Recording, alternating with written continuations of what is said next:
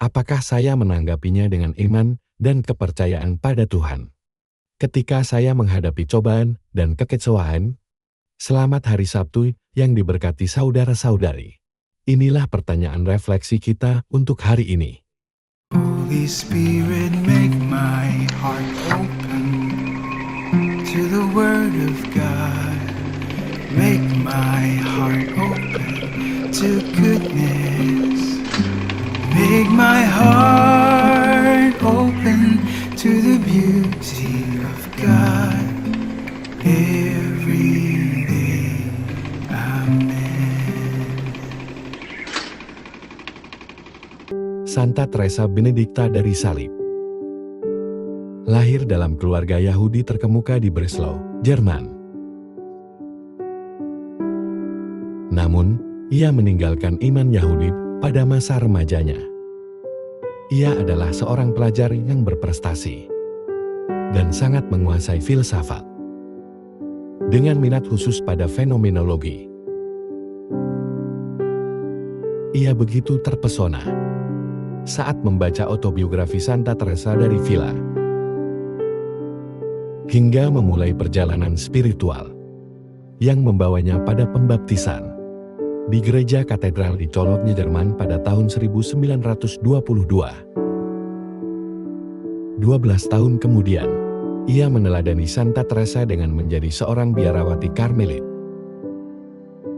mengambil nama Teresa Benedikta dari Salib.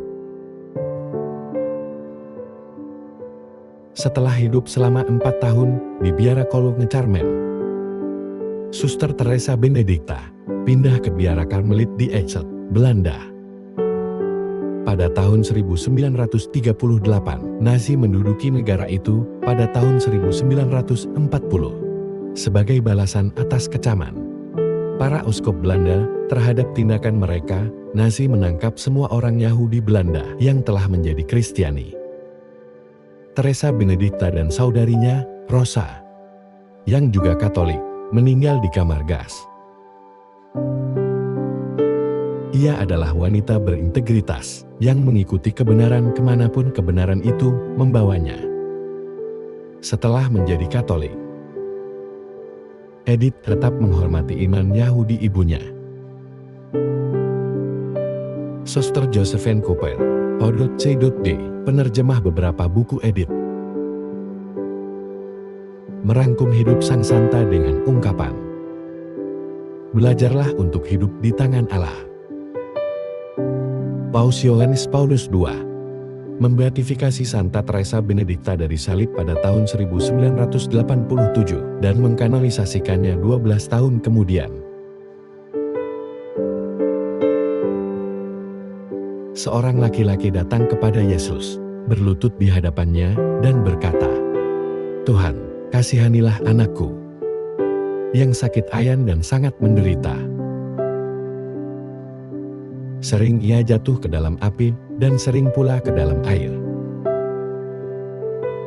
Aku sudah membawanya kepada murid-murid-mu, tetapi mereka tidak dapat menyembuhkannya." Yesus menjawab, "Hai generasi yang tidak percaya dan sesat. Sampai kapan aku harus tinggal bersama kamu? Sampai kapan aku harus bersabar terhadap kamu? Bawalah anak itu kemari kepadaku." Yesus menghardiknya dan setan itu keluar darinya. Sejak saat itu anak itu pun sembuh. Kemudian murid-murid mendekati Yesus secara pribadi dan bertanya, "Mengapa kami tidak dapat mengusirnya?" Yesus menjawab, "Karena imanmu yang kecil. Aku berkata kepadamu, sesungguhnya jika kamu mempunyai iman sebesar biji sesawi saja, kamu dapat berkata kepada gunung ini, 'Pindahlah dari sini ke sana,' dan gunung itu akan pindah. Tidak ada yang mustahil bagimu." Iman seperti apa yang Tuhan harapkan dari kita, terutama ketika kita menghadapi kegagalan dan ujian. Dalam Injil, Yesus menegur ketidakmampuan murid-murid untuk menyembuhkan anak yang kerasukan setan karena kurangnya iman mereka. Ketidakmampuan para murid untuk menyembuhkan anak itu menunjukkan keterbatasan iman mereka kepada kuasa Yesus dan kecenderungan mereka untuk mengandalkan kekuatan sendiri. Ini bisa menjadi cerminan kecenderungan kita sendiri untuk mengandalkan diri kita sendiri daripada pada Tuhan. Yesus menekankan bahwa iman sekecil biji sesawi pun dapat memindahkan gunung dan melakukan hal-hal yang tampaknya mustahil. Injil ini menyoroti kuasa iman dalam mengatasi rintangan dan pentingnya mengandalkan kuasa Tuhan daripada kemampuan sendiri. Kita mengecewakan diri sendiri atau orang lain saat kita mengalami kegagalan. Yesus berkata kepada murid-muridnya bahwa mereka dapat memindahkan gunung jika memiliki iman kepada Tuhan. Ungkapan memindahkan gunung adalah istilah Yahudi untuk menghilangkan kesulitan. Seorang guru bijak yang mampu menyelesaikan masalah disebut pemindah gunung. Ini menegaskan bahwa iman, bila dipadukan dengan kuasa Tuhan, dapat menaklukkan tantangan yang tampaknya mustahil.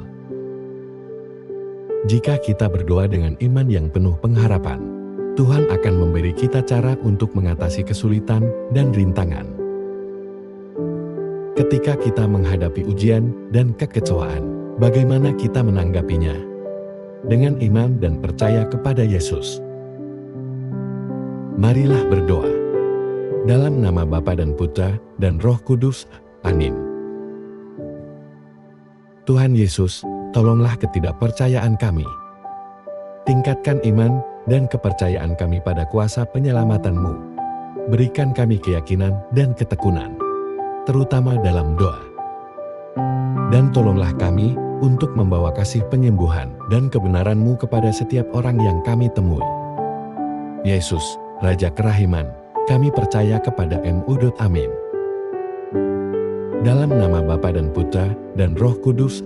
Amin. Tuhan memberkati keluarga Anda saudara-saudari. Tuhan memberkati gereja Katolik kita Dan Couples for Christ.